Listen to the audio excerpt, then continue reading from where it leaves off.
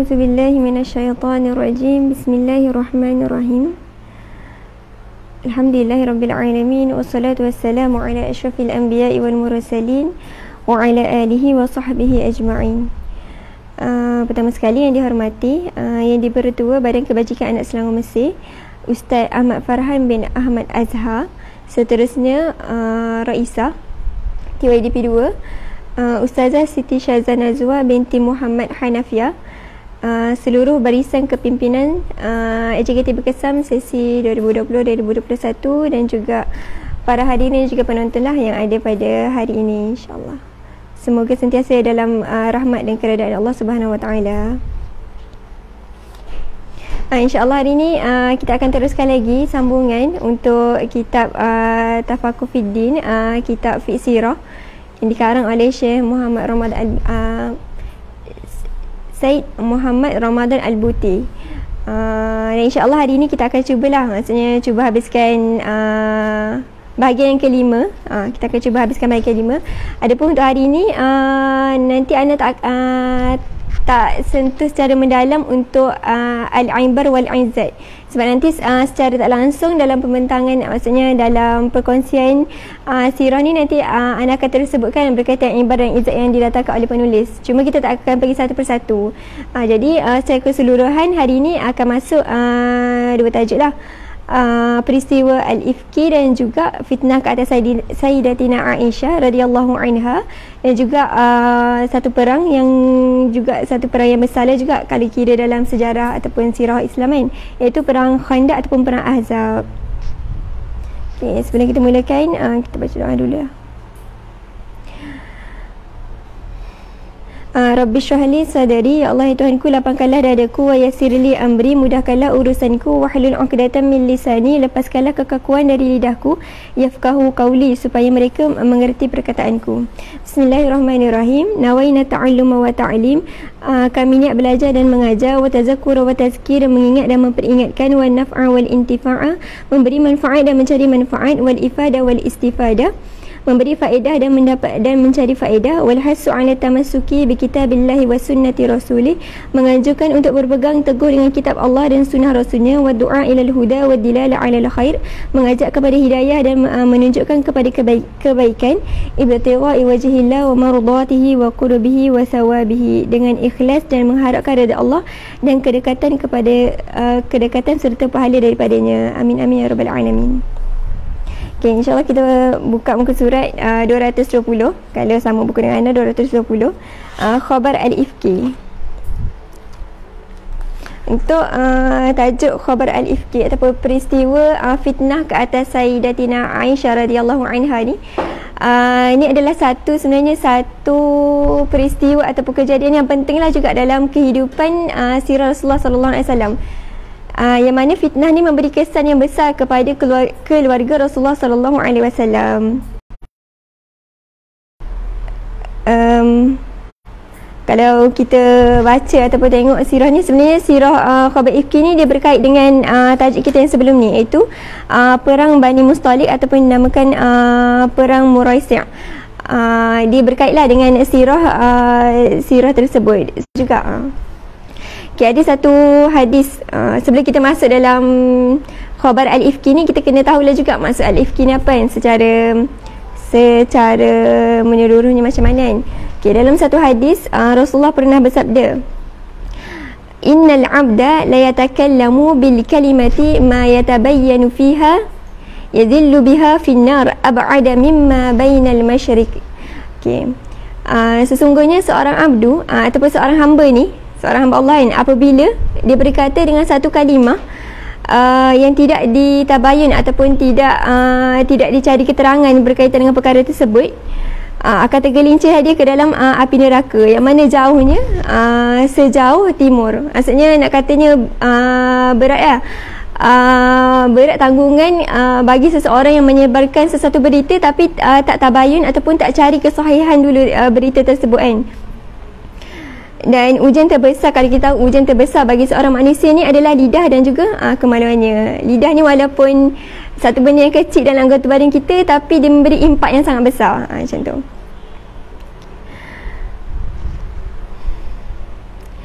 Jadi pentinglah kita nak tahu bagaimana cara Rasulullah sallallahu alaihi wasallam ni mendepani fitnah yang berlaku sangat dekatlah kepada isteri Rasulullah sallallahu alaihi wasallam sendiri. Macam mana kita nak hadapi fitnah ni secara tertib, secara berhati-hati supaya kita tidak melampaui batasan. Okey, jadi maksud ifki kalau ikut kamus, maksud dia afika ni maksud bahasa Arabnya adalah memalingkan i'tikad yang betul kepada i'tikad yang batil. Satu, dia ada beberapa maksud lah. Antaranya memalingkan i'tikad yang betul kepada i'tikad yang batil. Yang kedua, daripada dia bercakap benar pergi kepada berkata bohong. Dan yang ketiga, perbuatan baik kepada perbuatan yang keji. Maksudnya diselewengkanlah perkara tersebut. Itu adalah satu fitnah. Dan Syed Qutb pernah berkata, orang yang mendukung kebatilan ni tak pernah berpakat, melainkan selama-lamanya mereka akan berpecah, berbalah dan bertelingkah sesama mereka selepas tak lama selepas itu. Contohnya kalau macam orang musyrikin ni, mereka nanti kita akan tengok dalam perang Ahzab, macam mana mereka ni orang-orang Yahudi, orang musyrikin bergabung untuk memerangi Rasulullah, tapi akhirnya mereka berpecah belah dan akhirnya menerima kekalahan. Nak katanya kalau ada sekelompok ataupun sekumpulan manusia, maksudnya orang merancang untuk satu kebatilan, maka Allah akan bagi satu maksudnya di akhir nanti diorang tak akan bersatu juga, mereka akan bergaduh dan berpecah belah, maksudnya tak akan jadi kesatuan jugalah. Dan dalam ayat Quran, dalam surah Jasiyah ayat yang ke-7 ada juga perkataan ifki ni, wailun likulli affakin athim, celakalah bagi setiap orang yang berdusta dan mereka adalah orang-orang yang berdosa. Okay, itu sedikit berkaitan dengan perkataan al-ifk. Itu berkaitan berkata bohong lah, lebih kepada berkata bohong. InsyaAllah kita akan masuk. Okey, khabar al-ifki. Peristiwa ni berlaku pada tahun ke-6 Hijrah. Nanti boleh rujuk balik dekat peperangan Bani Mustalik. Okey. Wa fi munsarif al-muslimi min hadhihi al-ghuzwah kana hadis Aisyah wa qawlu ahli al-ifki fi khabar al-ifki ni. Faqad ruwat radhiyallahu anha annaha kharajat ma'a Rasulullah sallallahu alaihi wasallam fi hadhihi al-ghuzwah.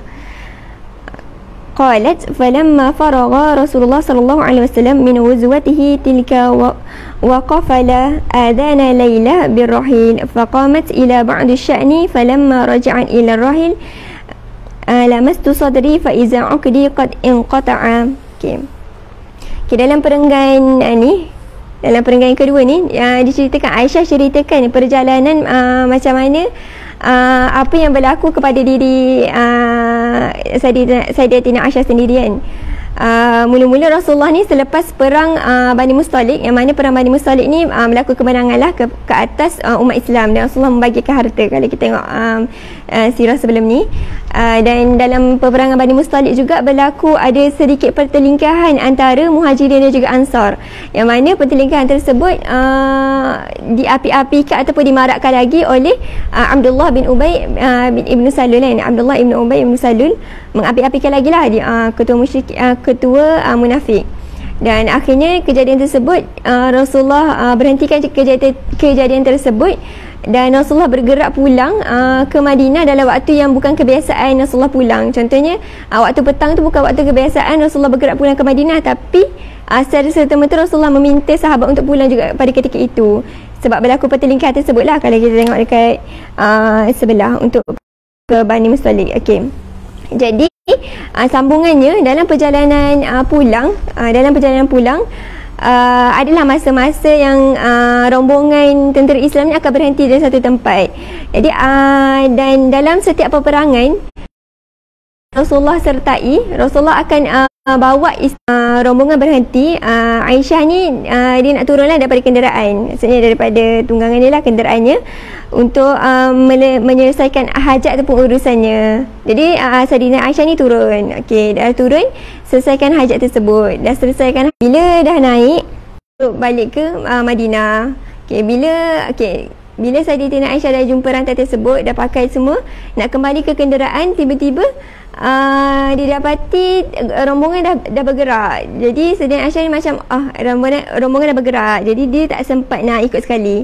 Cumanya Sayyidina Aisyah ni yakinlah rombongan ni akan kembali semula untuk ambil Sayyidina Aisyah, maksudnya akan perasan tengah jalan, maksudnya isteri Rasulullah tak ada. Okey, jadi Sayyidina Aisyah pun tunggulah dekat situ. sambil tunggu tu Saidina Aisyah duduk dekat kawasan tersebut, maksud dekat pokok, dan selubungkan dirinya lah, macam tu. Okey.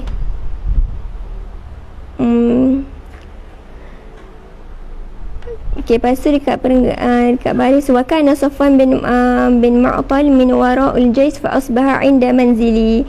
Okey, dalam rombongan tersebut ada seorang sahabat ni namanya Safwan. Dia antara tentera Islam yang lambat lah dalam perjalanan. Sebab ada urusan lain kan.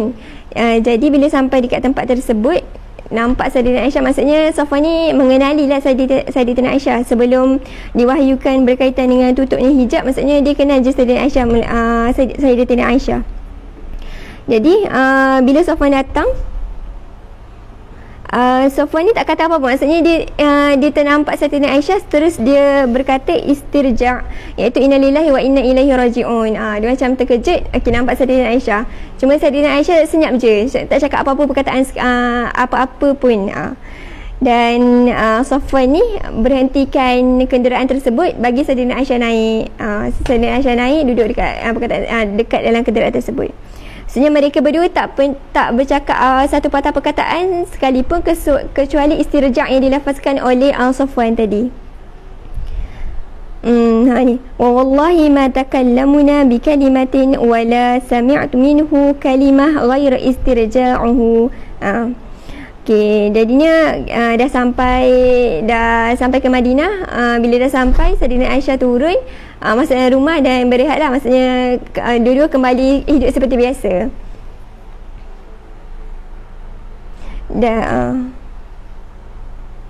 Dan masa sampai dekat Madinah tu, orang-orang Madinah nampaklah, dan antaranya adalah Abdullah ibnu Ubay ibnu Salul kan, nampak yang Sayyidatina Aisyah ni bersama dengan Safwan. So jadi daripada peristiwa tersebutlah berlaku penyebaran fitnah ke atas Sayyidatina Aisyah. Okey, kisah sebelah. قالت واشتكيت حين قدمنا المدينة شهرا والناس يفيضون في كون الإفك ولا أشعر بشيء من ذلك غير أني لا أعرف من رسول الله صلى الله عليه وسلم اللطيف الذي كنت أرى منه حين أشتكي إنما يدخل فيسلم ثم يقول كيف تيكم.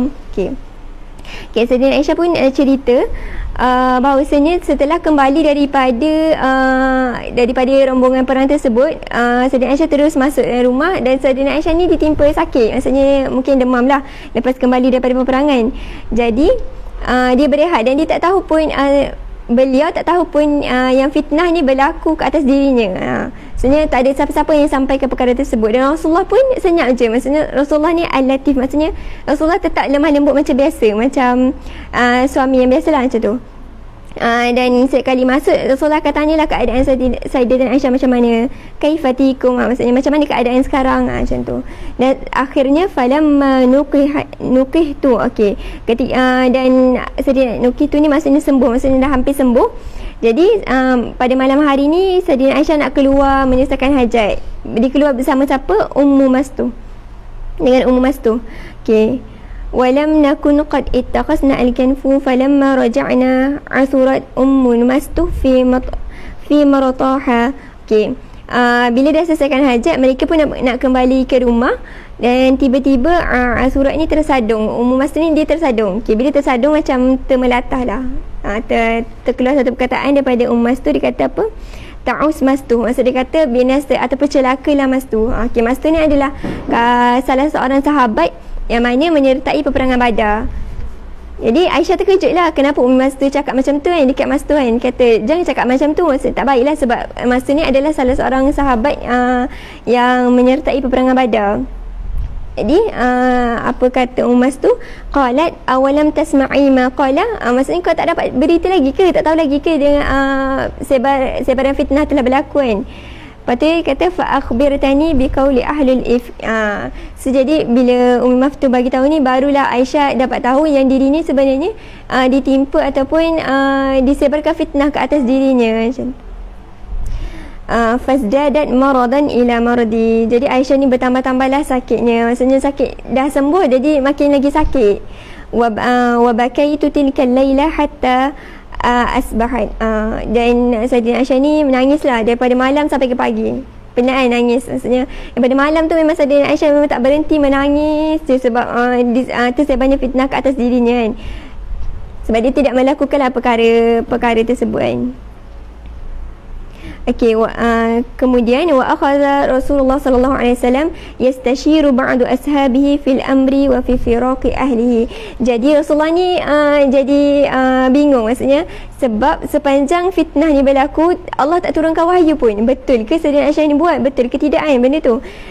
Jadi Rasulullah ni panggil beberapa orang sahabat untuk bermesyuarat, yastashiru ba'du ashabihi, sama ada dia perlu teruskan dengan Aisyah ataupun firaq. Firaq ni maksudnya ceraikanlah, pisahkanlah Aisyah tersebut kan, maksudnya bercerai dengan Aisyah.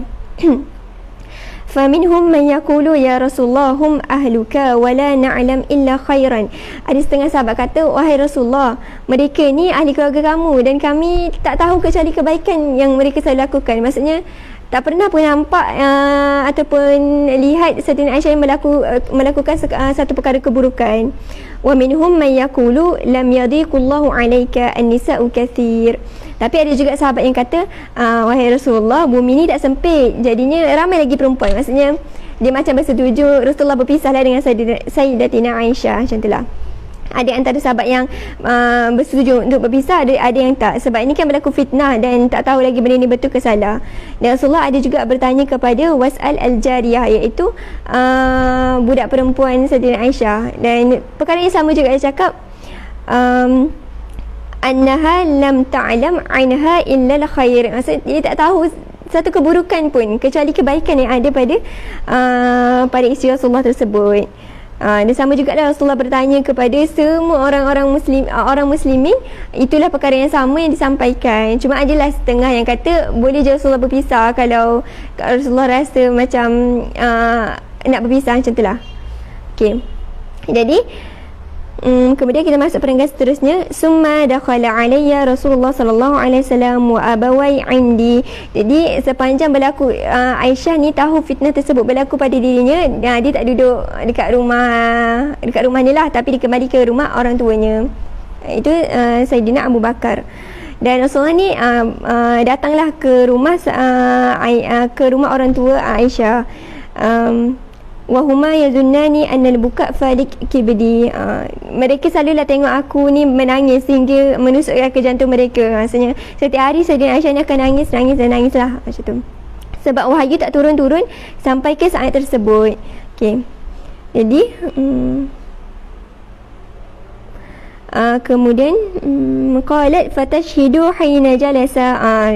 Masa Rasulullah masuk dan duduk kepada dalam rumah tu, Rasulullah mengucap bertasyahud. Summa qala amma ya Aisyah fa innahu qad balagni anka kadza wa kadza fa in kunti bari'ah fasibraiki Allah. Jadi lepas Nabi duduk dan bertasyahud, Nabi duduk dan bertanya dekat Aisyah. Maksudnya Aisyah dekat situ dan kedua orang tuanya pun ada di situ juga.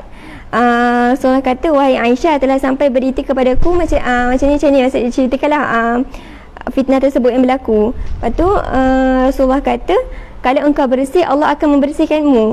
Wa in kunti allamti bi dhanbi fastaghfirillah wa tubi ilaih. Tapi kalau engkau bersalah dalam perkara ni, bertaubatlah kepada Allah dan beristighfarlah. Rasulullah kata macam tu. Qalat falamma qada Rasulullah maqalatihi qala sadam'i hatta ma ahassa minhu qitrah. Okey, bila selesai Rasulullah bagi ucapan tersebut, qala sadam'i, mengalirlah air mata Sayyidina Aisyah tanpa dia sedar pun benda tersebut berlaku kan. Maksudnya siapa tak sedih kan, maksudnya suami sendiri. Rasulullah tak boleh nak percaya perkara tersebut sebab tak ada bukti. Allah pun tak turunkan wahyu. Jadi Aisyah ni tahu diri dia ni tak bersalah dalam perkara tersebut. Jadi dia pun menangislah bila Rasulullah kata macam tu kan. Fakuntu li abi, Aisyah kata dekat ayahnya Sayyidina Abu Bakar, ajib anni Rasulullah. Dia suruh ayahnya jawabkan apa yang Rasulullah tanya tersebut, sebab dia maksudnya tak boleh jawablah pertanyaan tersebut kan. Faqala wallahi la adri ma aqul. Ayahnya kata, aku tak tahu, maksudnya aku tak tahu pun apa yang berlaku macam tu. Sama juga bila ayahnya tak dapat tahu, dia minta Sayyidina Aisyah ni minta maknya untuk jawabkan. Sama jugalah jawapan yang diberikan oleh ibundanya. Lepas tu Sayyidina Aisyah kata apa? Fakultu wallahi laqad araftu annakum qad sami'tum bihadha hatta istaqarra fi nufusikum wa sadaqtum bihi. Fa in kuntu lakum inni bari'ah wallahi ya'lam anni bari'ah la tasadduquni fi dhalik. Sayyidina Aisyah kata, okey, memang telah sampai berita kepadamu berkaitan dengan perkara tersebut. Dan fa in kuntu lakum inni bari, kalaulah engkau kata aku ni bersih, dan memang sememangnya Allah tahu bahawa aku ni bersih, maksudnya bukan tergolong dengan fitnah tersebut lah, maksudnya tak buat perkara tersebut. La tasaddukuni fi dhalik wa la in araftu lakum bi amrillah wallahi ya'lam anni bari'ah. Okey, dan kemudian Sayyidina Aisyah pun bacalah surah Yusuf ayat ke-18, fasabrun jamil wallahul musta'anu ala ma tasifun. Jadinya Aisyah ni membela dirinya. Aisyah kata, kalau kau rasa aku ni memang betul-betul bersih, dan Allah tahu memang sebenarnya aku bersih dan tak melakukan perkara tersebut.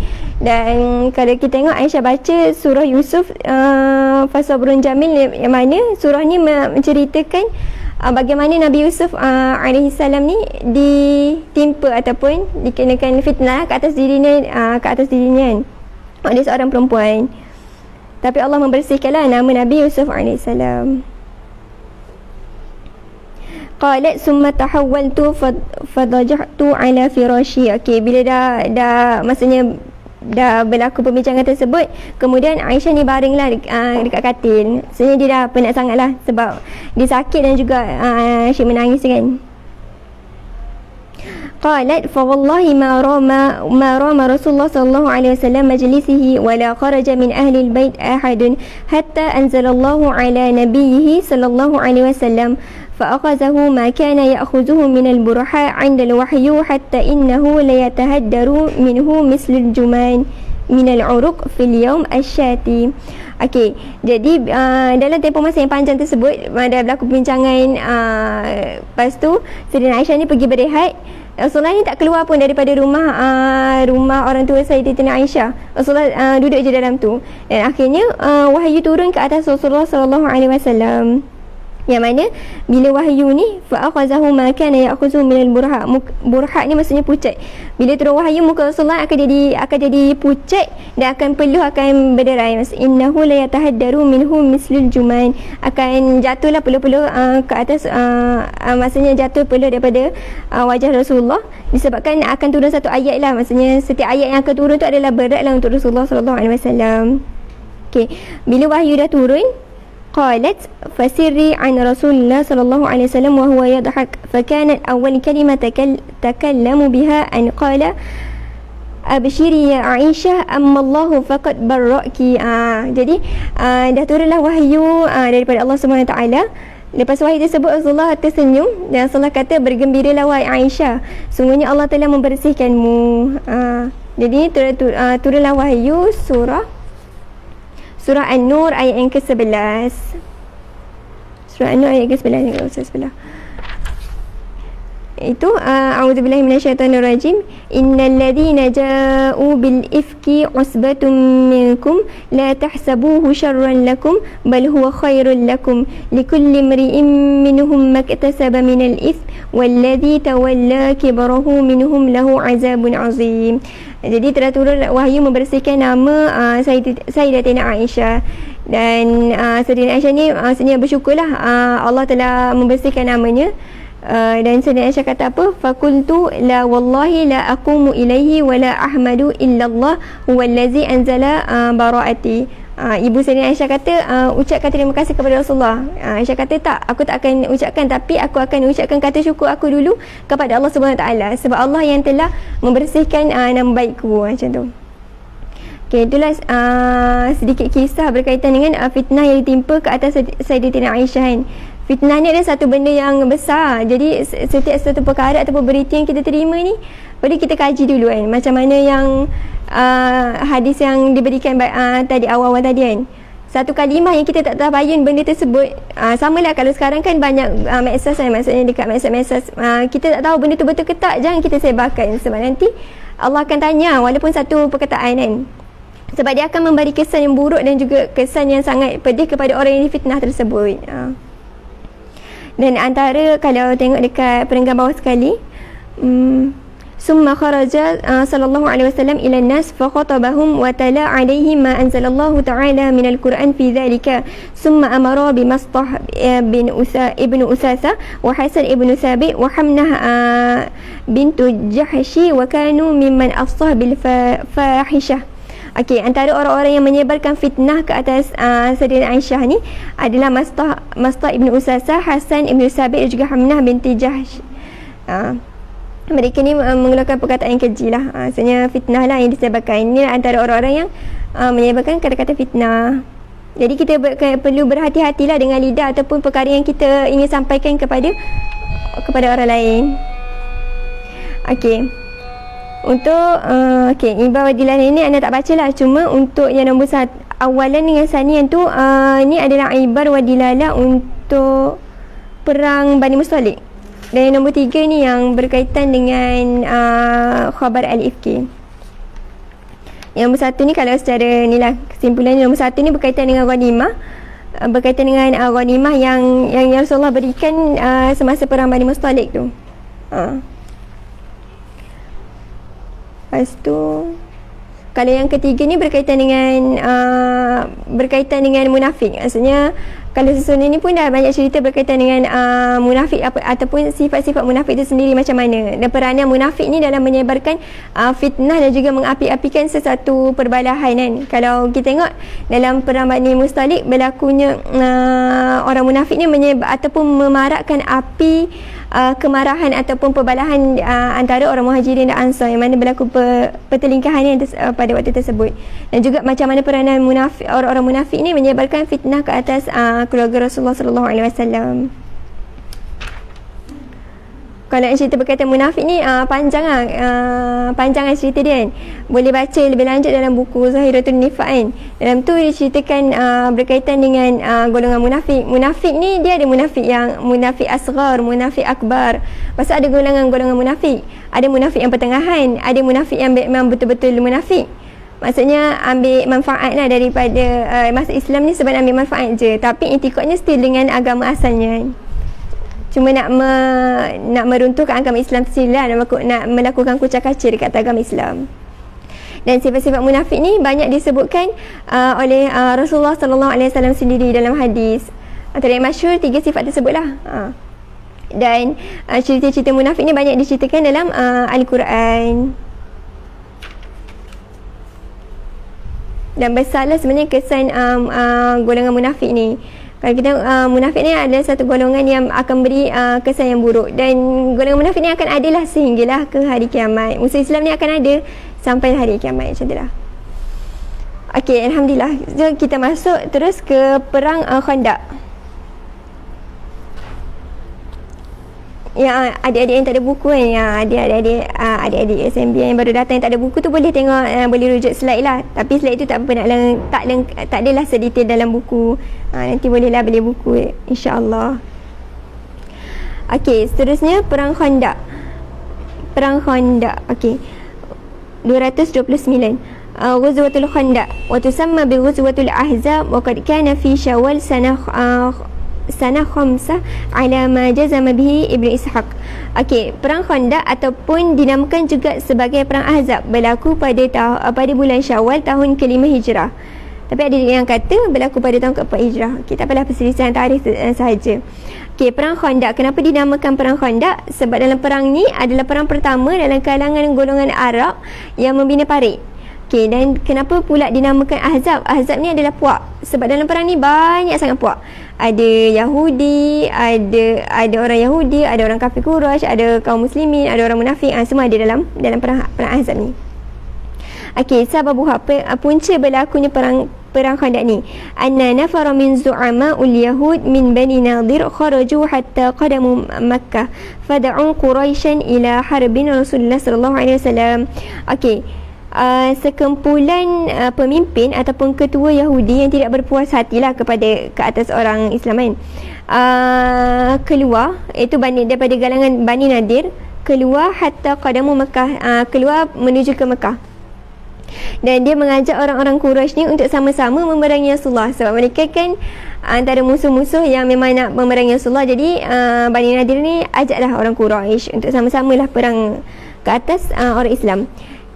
Wa qalu sanakunu ma'akum hatta nasta'silahum wa qalu lahum innama antum alaihi khairun min dini Muhammad sallallahu alaihi wasallam. Dan mereka kata, Zu'ama Yahudi Bani Nadir ni kata kepada orang-orang Quraisy, kami ni akan bersama dengan kamu sehingga benda ni selesai kan. Dan mereka kata, wa qalu lahum innama antum alaihi khair, sesungguhnya agama yang kamu anut itu lebih baik daripada agama yang disampaikan oleh Muhammad, kira agama Islam lah. Fafihim, bila berlaku perkara ni, ayat Allah turun, iaitu surah An-Nisa ayat ke-51 dan 52. Alam tara ila alladhina utu nasiban minal kitab yu'minuna bil jibti wat taghut.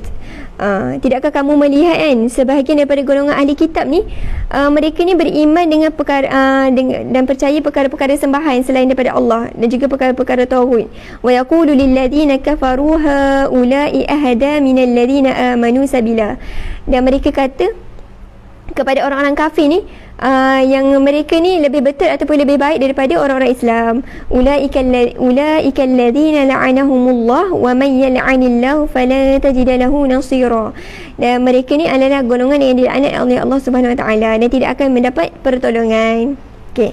Jadi satu, Bani Nadir ni bekerjasama ataupun bersepakat dengan orang Quraisy. Itu yang pertama. Yang kedua, summa kharaja ulaika nafar minal yahud hatta ja'u bil Ghutfan.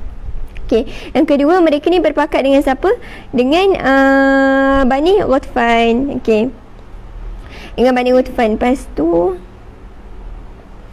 fada'uhum ila maslu ma da'u Quraisyan, sama je modus operandinya. Walam yazalu bihim hatta wafiquhum ala dhalika summa iltaqu bi Bani Fazarah wa Bani Marrah. Okey, mula-mula Bani Ghutfan ni tak nak, tapi bila dah dipujuk, okey, naklah sekali, bergabung sekali. Begitu juga berlaku ke atas Bani Fazarah dan juga Bani Marrah. Okey. Jadi mereka ni merancanglah satu peperangan untuk memerangi Rasulullah sallallahu alaihi wasallam dan juga orang Islam. Okey, itu modus operandi untuk orang-orang kafir. Tahiyul muslimin lil harbi, persiapan. Okey, apa pula persiapan yang dilakukan oleh tentera Islam pula untuk menghadapi peperangan tersebut? Okey, biasalah bila dah ada satu muslih ataupun satu perancangan daripada orang kafir, maka sampailah berita kepada Rasulullah sallallahu alaihi wasallam. Okey, jadi Rasulullah buat apa? Bila sampai satu berita berkaitan dengan ni, Rasulullah ni biasa akan membiasakan dirinya untuk bermusyawarah ataupun bermesyuarat bersama dengan sahabat.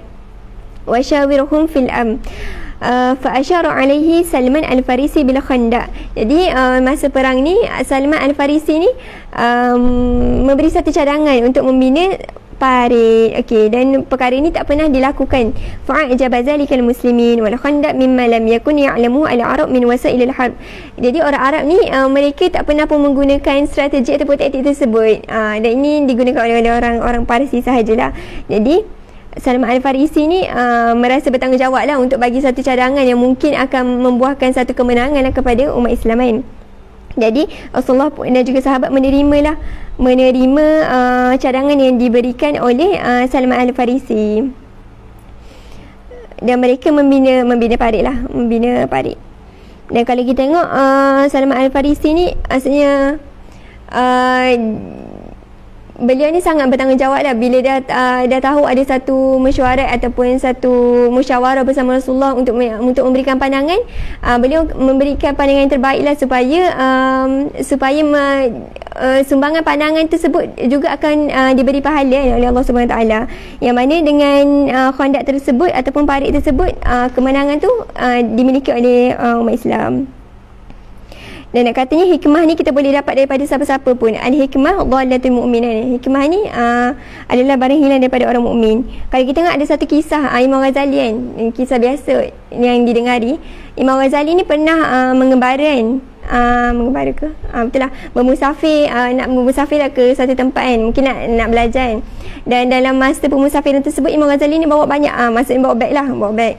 Dan dalam perjalanan tu, Imam Ghazali nak pergi ke satu tempat tersebut, tiba-tiba Imam Ghazali ni dirompak. Maksudnya ada orang datang untuk merompak kan, seorang datang untuk merompak Imam Ghazali. Dan Imam Ghazali ni tak kisah pun maksudnya orang tersebut nak ambil apa pun daripada dirinya kan, hatta duit sekalipun kan.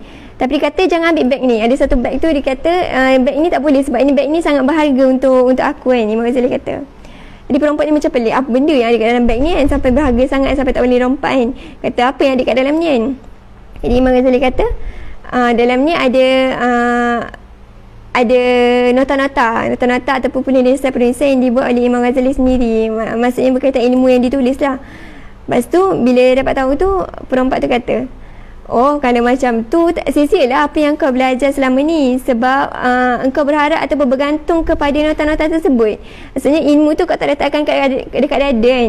Maksudnya patutnya ilmu ni fi sudur, bukannya fi sutur semata. Tapi boleh je nak jadikan buku tu sebagai rujukan. Cuma setiap apa yang belajar tu perlu ada dekat dalam sudur kita. Maksudnya kita faham benda tu dan kita tahu benda tersebut, sehingga kan maksudnya perkara tersebut boleh diamalkan lah macam tu. Jadi Imam Ghazali ni macam tersentak. Macam tu, maksudnya dia tersentak kan. Walaupun dengan seorang perompak ataupun siapa-siapa pun yang mana kita boleh dapat hikmah daripada perkataan orang tersebut, kita ambil walaupun dia adalah seorang perompak ataupun maksudnya orang yang buat jenayah lah. Macam tu. Al-ilmu fi sudur la fi sutur. Okey, tu berkaitan dengan cadangan Salman Al-Farisi. Okey, yang ketiga, poin yang ketiga, masyahid min amal al-muslimin fi hafril khandaq. Okey, apakah perkara-perkara yang berlaku semasa mereka ni ataupun umat Islam ni menggali lubang khandaq, okey, parit tersebut. Ruwiya al-Bukhari an Barra radhiyallahu an qala lima kana yaumul ahzab wa khandaq Rasulullah sallallahu alaihi wasallam ra'aitahu yankilu min turabil khandaq hatta wari'ani turab jildah batnihi wa kana kathiru sya'ri. Okey, daripada Barra radhiyallahu an kata masa hari Yaumul Ahzab ataupun hari menuju ke peperangan Ahzab, Rasulullah ni bukan antara orang yang duduk dekat kerusi, maksudnya duduk kat rumah tunggu parit tu digali, tapi Rasulullah antara orang yang tengah hadapan lah untuk sama-sama turun dan membantu sahabat untuk membina parit, sehingga kan wari aniaturab debu-debu ni menutupi kulit-kulit Rasulullah SAW. Nak katanya bersungguhnya Rasulullah ni membina parit tersebut kan, sehingga debu-debu nampak debu je dekat kulit Rasulullah SAW. Waruya an Anas radhiyallahu an anna al-ansar wal muhajirin kanu yartajazuna wa hum yahfaruna. Okey, diriwayatkan daripada Anas juga, orang Ansar dan juga Muhajirin ni, mereka ni yartajazuna, maksudnya sama-sama memberikan kata-kata semangat. Contoh orang Arab ni kan suka bersyair kan, mereka sama-sama bersyair, bagi kata-kata semangat antara satu sama lain masa buat kerja-kerja tersebut. Wahum yahfaruna al-khandaq wa yankiluna turab ala matunihim. Mereka syair apa? Nahnu alladhi bayi'u Muhammadan ala al-Islam ma baqina abadan. Kamilah orang-orang yang berbai'ah ke atas Rasulullah, ke atas Muhammad dengan Islam, dan kami akan kekal selama-lamanya dengan Islam tersebut. Fayajibahum, dan mereka ulang-ulanglah perkataan tersebut, dan fayajibahum an-Nabi sallallahu alaihi wasallam, Allahumma innahu la khair illa khairul akhirah fabaraka fil ansar wal muhajirah. Okey, tak adalah kebaikan selain kebaikan akhirat dan keberkatan ke atas orang muhajirin dan juga ansar.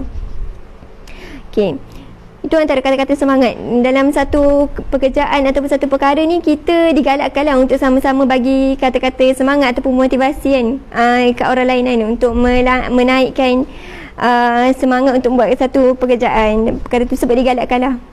Kau tak nanti lemau lembek, dah tak ada, maksudnya dah kurang kan semangat roh dalam diri tu.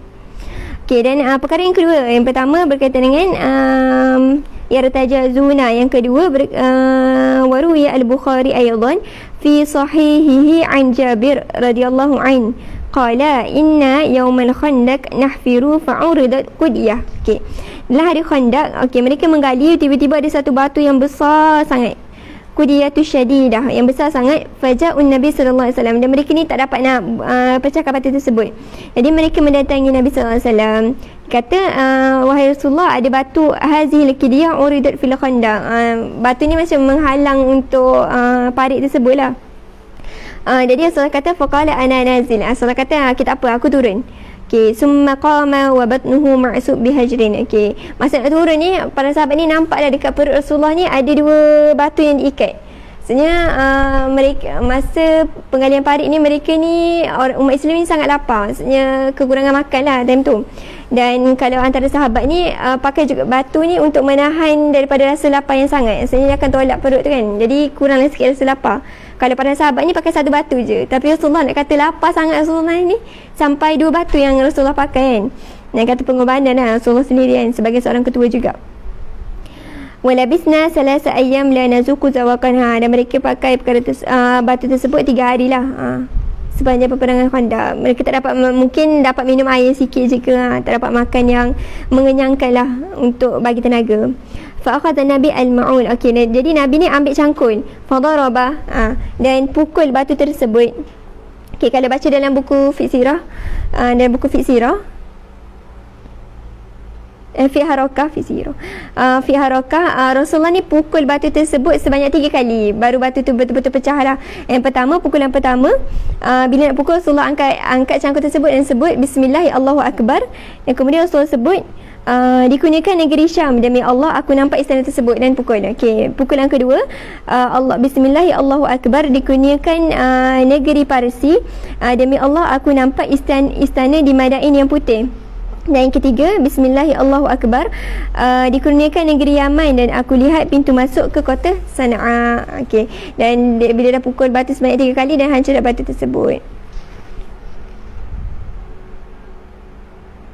Okey. Fa'ada kathiban ahali aw ahami fakuntu ya Rasulullah i'zanali ilal bait. Okey, Jabir ni dia kan nampak ada batu dekat badan Rasulullah SAW. So nampak yang Rasulullah ni lapar. Jadi Jabir ni minta izin dengan Rasulullah untuk pulang ke rumah. Fakuntu jadi Rasulullah bagilah izin kepada Jabir. Fakuntu limraati, jadi Jabir ni berkata kepada isterinya, ra'aitu bin nabi syai'an ma kana li fi dhalika sabar fa indaki syai'. Okey, aku nampak Rasulullah sekian-sekian tadi kan. Dan ditanya isterinya, kita ada apa-apa tak maksudnya untuk dimasak? Qalat indi sya'ir wa inak. Isinya dia kata apa, kita ada gandum dan juga anak kambing kecil lah, anak kambing. Jadi bila ada tu Rasulullah bukan Rasulullah, Jabir radhiyallahu an minta isterinya untuk sembelih kambing tersebut, lepas tu buat hidangan daripada apa ni, gandum dan juga kambing. Dan hidangan tu tak banyak lah, maksudnya kalau kita tengok hidangan tersebut mungkin cukup untuk 2 ataupun 3 orang makan sahaja. Jadi Jabir ni dia nak hidang lah kepada Rasulullah kan, sebab nampak Rasulullah ni sangatlah kelaparan. Jadi bila dah masak semua tu, Rasulullah ni kembali, Jabir ni kembali kepada Rasulullah dan bagi tahu Rasulullah dia dan isterinya telah menyediakan makanan lah untuk Rasulullah dan boleh ajak 2-3 orang. Jabir kata macam tu, boleh ajak 2-3 orang untuk datang.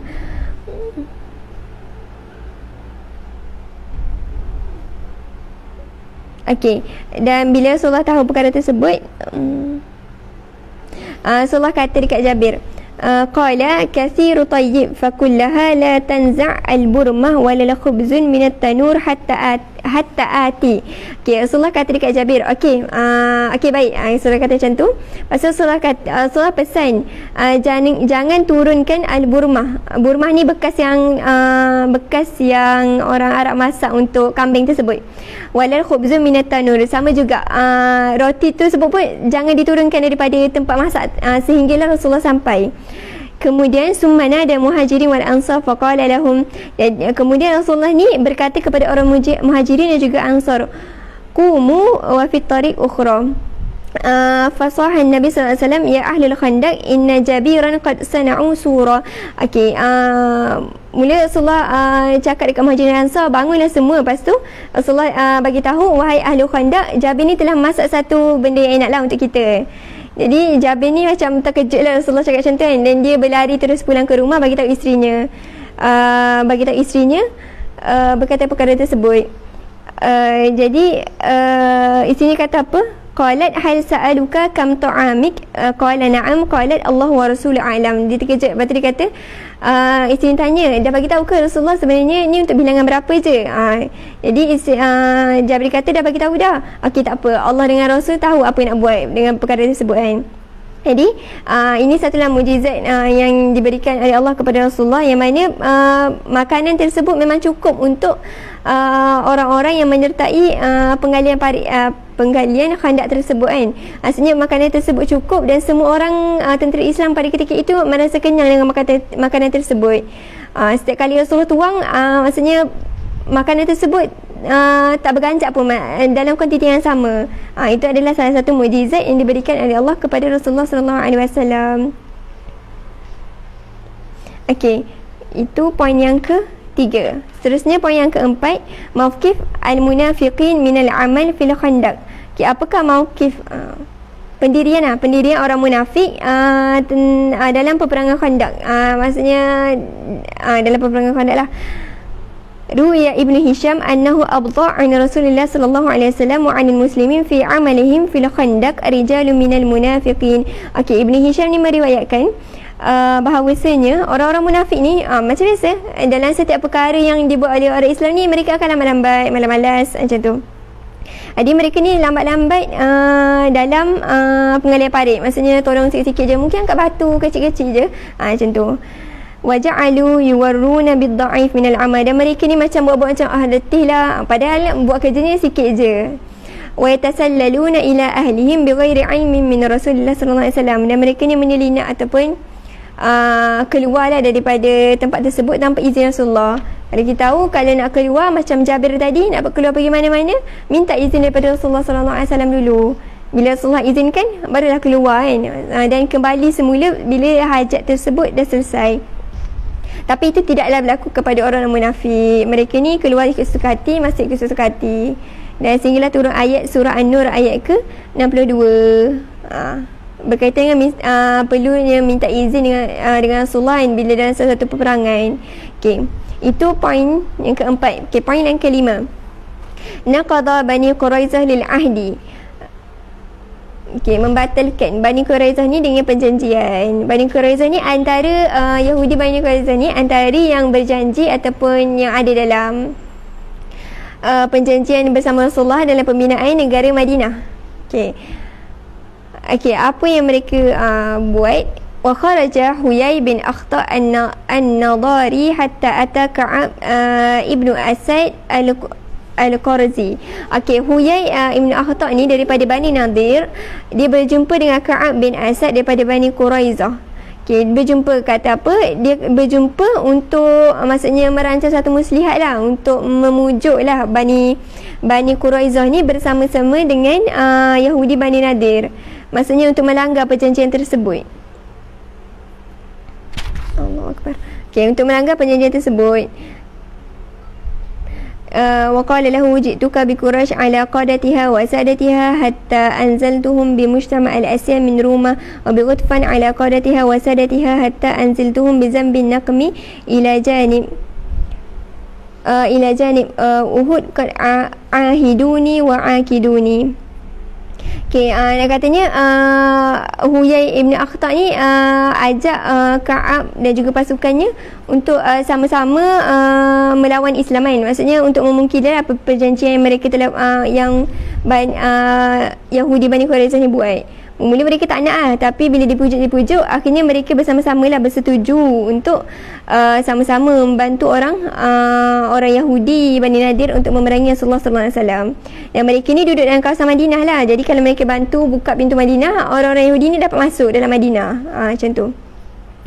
Wantaha al-khabar ila Rasulullah SAW. Lepas tu sampailah berita-berita angin kepada Rasulullah SAW. Maksudnya berita tersebut sampai, tapi Rasulullah tak pasti berita tersebut betul ke tak. Jadi fa'arsala Sa'ad ibnu Mu'az. Jadi Rasulullah ni hantar Sa'ad ibnu Mu'az liyatahaqqaqu min khabar, untuk selidik betul-betul benda ni betul ke tak. Maksudnya Bani Quraizah ni betul ke telah memungkiri janji, macam tu. وأوصاه أن يلحنوا له بإشارة يفهمها إذا كان الخبر حقا وأن لا يفيد في أعضار الناس وإن كان كذبا فليجهر به الناس. Okey, Rasulullah kata dekat Sa'ad, okey, pergi tengok dulu, cari selidik dulu betul ke perkara tersebut. Dan Rasulullah bagi isyarat kalau benda tu tersebut perkara tersebut betul, bagi isyarat kepadaku supaya orang lain tak faham pun. Maksudnya isyarat yang orang tak faham lah. Tapi kalau benda tu salah, maksudnya benda tu adalah dusta, bagi tahu manusia bahawasanya Yahudi Bani Quraisyah ni tidaklah mengkhianati kita. Dan bila dikaji, rupanya perkara tersebut adalah betul. Falamma istatala'a Sa'id al-khabar wa ra'ahu haqqan 'ada ila Rasulullah sallallahu alaihi wasallam faqala lahu Udal wal Qarah. Maksud Udal wal Qarah ni Bani Udal dan Qarah yang berkhianat lah, yang berlaku peristiwa Ar-Rajik tu. Nanti boleh tengok balik peristiwa Ar-Rajik macam mana Bani Udal dan Qarah ni mengkhianati Rasulullah sallallahu alaihi wasallam dan juga orang Islam. Dan perkara tersebut samalah berlaku kepada Bani Quraisyah. Faqala Rasulullah sallallahu alaihi wasallam Allahu akbar abshiru ya ma'syaral muslimin. Okey, itu pengkhianatan ataupun pengkhianatan lah yang dibuat oleh Bani Quraisyah. Okey, seterusnya ma'ali ilaihi halul muslimin izzaka. Okey, apa pula keadaan orang-orang muslimin bila dah menerima berita tersebut kan? Okey, yang pertama, balagha muslimin khabar naqada Bani Quraisyah lil ahdi. Jadi sampailah berita kepada orang muslimin ni bahawasanya Bani Quraisyah ni telah mengkhianati ataupun memungkiri janji. Wa zarru qarnul munafiqin bainahum yaftanuna fi adudil muslimin wa ja'ahum al-adu min fawqihim wa min asfali minhum wa raha al-munafiqin yarjafuna fil madinah hatta in ahaduhum liyaqulu kana Muhammadan ya'duna an na'kul kunuz Kusra wa Qaisar. Okey, ni nak katanya orang-orang muslimin ni dah tahu dah bahawasanya Yahudi Bani Quraisyah ni telah memungkiri janji. Dan orang-orang munafik ni maksudnya bergembira dengan perkara tersebut. Okey. Walamma wajada Rasulullah sallallahu alaihi wasallam al-amru kadzalika wa anna al-bala' qad ishtadda bil muslimin ba'asa Sa'id bin Mu'az wa Sa'id ibn Mu'az wa Sa'id ibn Ubadah fastasharahuma fi an yusalih qabila Watfan. Okey, kalau kita tahu awal tadi Bani Nadir ni telah buat perjanjian dengan kabilah Bani Watfan kan. Maksudnya untuk sama-sama memerangi sallallahu alaihi wasallam. Okey, bila dah sampai satu tahap Yahudi Bani Quraisyah ni telah buat satu perikatan atau perjanji dengan Yahudi Bani Nadir. Jadi Rasulullah ni tiba-tiba timbul satu idea untuk berbaik balik. Maksudnya yusalih kabilah Watfan, berbaik balik dengan kabilah Watfan. Berbaik balik dengan kata apa? Ayusalih qabilah Watfan ala sulus simarul Madinah. Dengan kita bagilah 1/3 daripada taman Madinah. Jadi Rasulullah bagi cadangan tersebut. Rasulullah tanya pemimpin Madinah pada ketika tersebut kan. Ditanya kepada Sa'id ibn Mu'az dan juga Sa'id ibn Ubadah. Adakah mereka bersetuju? Maksudnya mereka dua orang ni bersetuju untuk sama-sama yusalih ataupun berbaik semula dengan kabilah Watfan dengan memberi 1/3 daripada tamar Madinah. Faqala lahu ya Rasulullah ahwa amru tuhibbu fanasna'ahu am syai'un amruka bihillah am syai'un tasna'uhu lana. Okey, mereka akan tanya Rasulullah, ini perkara yang kau idea daripada kau sendiri ataupun ini sebenarnya perintah daripada Allah kan? Rasulullah kata tak, ini adalah idea daripada Rasulullah SAW sendiri. Boleh je nak terima, boleh je nak tolak kan.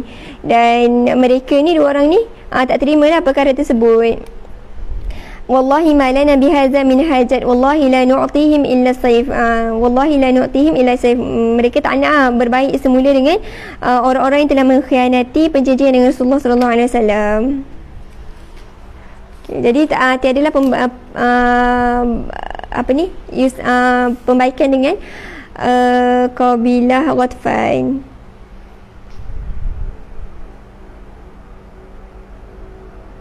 Okey, muka surat sebelah. Okey, amal musyrikuna faqad fawaja'u bil khandaq hinama wasalu ilaihi wa qalu inna hadhihi limakidah ma kanat al-arab takiduha. Okey, bila mana musyrikin ni sampai dekat Madinah, maksudnya tiba-tiba mereka nampak parit dan mereka terkejut dengan perkara tersebut. Sebab kan tadi dah diberitahu orang Arab ni dia tak tahu apa strategi berkaitan dengan parit ni, kecuali strategi ni digunakan oleh Parsi. Jadi nampaklah tentera Islam tu boleh bertahan dekat Madinah kan.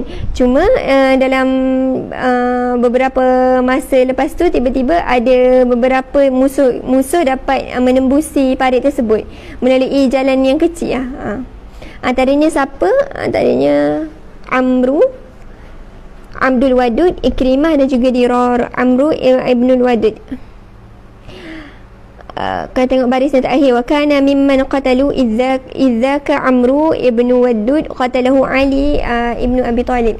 Okay, bila mana Amru ni dapat masuk melepasi parit tersebut, jadi Ali ni ada kat kawasan tu, dia Ali ni berlawan dengan Amru dan Amru ni kalah, maksudnya matilah kat situ, wafat mati.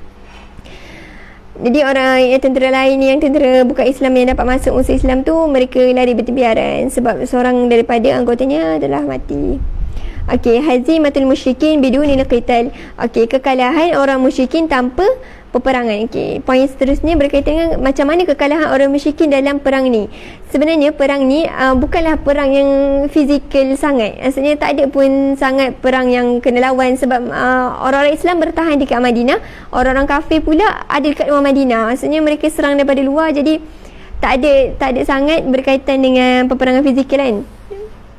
Cuma banyak main berkaitan dengan peperangan saraf lah sebenarnya. Wa kafallahu mu'minin ala qital fahazama jumu'ul musyrikin biwasilatain. Okey, Allah ni mengekalkan orang muslimin dalam kemenangan dan Allah mengalahkan orang-orang musyrikin dengan dua wasilah yang Allah berikan. La dakhala lil muslimin fihima. Okey, yang pertama awwaluhuma farajulun minal musyrikin ismuhu Nu'aim ibnu Mas'ud. Nu'aim ibnu Mas'ud ni adalah salah seorang daripada Bani Ghatafan. Nu'aim ni tiba-tiba Allah bagi hidayah kepada Nu'aim, dia memeluk Islam, datang kepada Rasulullah sallallahu alaihi wasallam. Dia kata, wahai Rasulullah, aku ni boleh bantulah tentera Islam kan, apa yang boleh aku bantu kan. Faqala Rasulullah SAW kepada Nu'aim, Rasulullah kata apa? Innama anta rajulun wahid fina. Kamu ni adalah salah seorang yang kedudukannya tinggi dalam masyarakat kamu, maksudnya dalam Bani Ghatafan tu lah. Walakin khadzala anna inastata'ta fa innal harbu khud'ah. Maksudnya cubalah lepaskan kami, maksudnya bantu kami semampu kau je, maksudnya yang mana kau mampu kau bantulah, macam tu. Rasulullah kata bahawasanya perang ini adalah tipu daya. Dok perang Ahzab ni adalah tipu daya semata. Jadi fakharaja Nu'aim ibnu Mas'ud. Jadi apa yang Nu'aim buat kalau dalam perangan ni, ceritakan bagaimana Nu'aim ni cuba untuk memecah belahkan golongan musuh. Macam mana caranya? Pertama, Nu'aim ni berjumpa dengan ketua Yahudi Bani Quraizah. Jumpa dengan ketua Bani Quraizah dan bagi tahu bahawasanya orang-orang Quraisy ni sebenarnya Yahudi Bani Quraizah ni kan daripada tempat lain kan. Bagi tahu bukan mula-mula jumpa dengan Yahudi Bani Quraizah, bagi tahu maksudnya orang-orang Quraisy dan juga Bani Ghatafan ni sebenarnya tak nak membantu sangat pun. Maksudnya mereka ni lepas berlaku kemenangan mesti akan menguasai Madinah. Maksudnya mereka tak akan bersatu lah macam tu. Adapun Nu'aim datang kepada orang Quraisy, Nu'aim kata kalau Yahudi Bani Quraizah ni diorang penat sangat, diorang balik, boleh je balik ke Madinah, maksudnya dekat pendapatan mereka kan. Adapun kau nanti kau yang akan berlawan dengan tentera Islam. Maksudnya Nu'aim ni akan datang ke setiap kelompok ataupun kelompok-kelompok tersebut menyebarkan fitnah, datang kepada Bani Quraizah, datang kepada orang Quraisy juga Ghatafan, dan berlakulah menyebarkan berlaku satu maksudnya pertelingkahan lah antara musuh-musuh sendiri sebenarnya, tanpa ada penglibatan orang Islam pun, macam tu. Jadi mereka bersangka-sangka sahaja. Dan bila berlaku macam tu, jadi kekuatan musuh tu jadi kurang, macam tu. Sebab berlakunya pengkhianatan lah, dan itu yang dilakukan oleh Nu'aim. Okey, ada pun wasilah yang kedua. Wasilah yang kedua ni amal wasilah as-saniyah fahiya rihun waja'un mukhifah fi lailah muzlimah baridah. Okey, wasilah ataupun cara yang kedua ini adalah pertolongan daripada Allah Subhanahu taala, yang mana pada setiap hari tu pada malam perangan akan ada tiupan angin yang kuat, dan malam ni akan jadi sejuk sangat. Macam tu. Angin yang kuat dan sejuk sangat sehingga kan faqulibat qaduruhum wa qatala'at khiyamahum, dan melingkupkan khiyamah-khiyamah mereka dan menjatuhkan periuk-periuk mereka. Maksudnya mereka sampai tak tertahanlah dengan cuaca yang berlaku, maksudnya cuaca pada ketika itu. Dan akhirnya sebenarnya mereka berundur lah, disebabkan bukan sebab perang dengan tentera Islam pun, tapi sebab perkara-perkara alami. Macam itulah. Ruya Muslim bisanadihi an Huzaifah ibn al-Yaman qala laqad ra'aitana ma'a Rasulullah sallallahu alaihi wasallam lailal ahzab wa akhastana rihu shadidah wa qarra. Okey, yang penengah ni diceritakan macam mana Huzaifah ni dihantar oleh Rasulullah sebagai spy, perisik lah, dalam malam hari Ahzab yang sangat sejuk tersebut. Tiba Rasulullah tanya kepada para sahabat, ada tak seorang lelaki yang nak jadi perisik, maksudnya masuk ke kawasan musuh, dan nanti orang ni akan bersama dengan aku dalam syurga dekat hari kiamat nanti. Rasulullah tanya 3 kali lah dekat para sahabat, tak ada pun yang bangun, maksudnya menawarkan diri kan. Sebab kalau kita nak masuk kat kawasan musuh ni adalah satu kena terima satu risiko yang sangat tinggi lah, macam tu. Jadi bila tak ada orang ni, Rasulullah pun panggil lah Huzaifah. Kum ya Huzaifah fa'atana bil khabar al-qaum. Kau pergi dan sampaikan berita kepada kami apa yang berlaku dekat tempat musuh. Huzaifah ni pergilah, menyamar lah dan masuk ke kawasan musuh. Okey. Bila masuk ke kawasan musuh, kita tengok muka surat sebelah sikit lagi, satu muka surat lagi.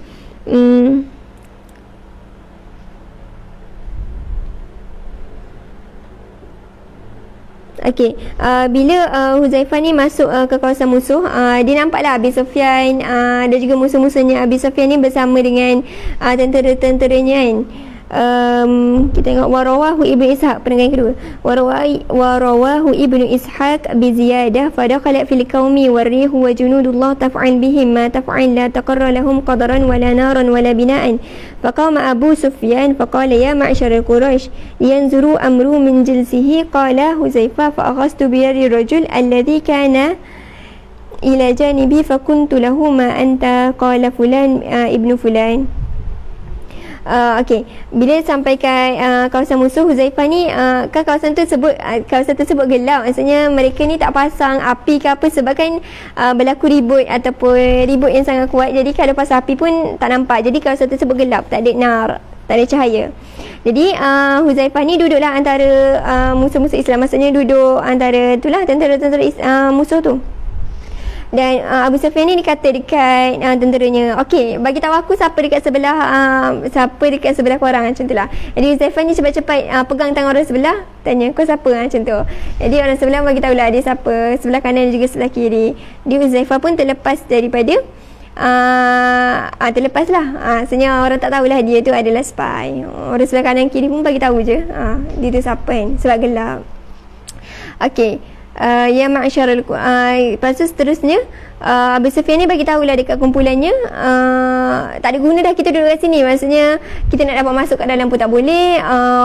Yahudi Bani Quraiza, Yahudi Ghatfan ni pun dah macam memungkiri janji, baik kita balik je, macam tu lah. Jadi akhirnya mereka ni macam Allah campakkan rasa keletihan, kepenatan dekat mereka untuk kembali semula ke Mekah, macam tu. Jadi akhirnya mereka balik. Okay. Dan poin yang last sekali adalah wa fi hadhihi al-ghazwa fatat an-nabi sallallahu alaihi wasallam as-salah fi waqtiha faqadaha ba'da al-khuruj al-waqt. Okey, dalam peperangan ni Nabi dan tentera Islam ni sangat-sangat sibuk dengan peperangan, sehingga kan fatat luput waktu solat. Solat asar tu kan sekejap je waktu solat asar kan. Jadi sampai terluput waktu solat. Umar ni masa perang ni Umar bagi tahu Rasulullah bahawa sini dia ni tak solat lagi, dan Rasulullah kata bahawa sini baginda pun tak solat lagi. Dan bila dapat tahu matahari dah nak terbenam, jadi Rasulullah ni solat qada solat asar. Ada yang kata Rasulullah terlepas solat zuhur dan juga asar, lepas tu qadakan dekat tempat maghrib, dekat dalam solat maghrib. Dan ada yang kata Rasulullah terlepas solat asar, yang diqadakan masa waktu maghrib lah.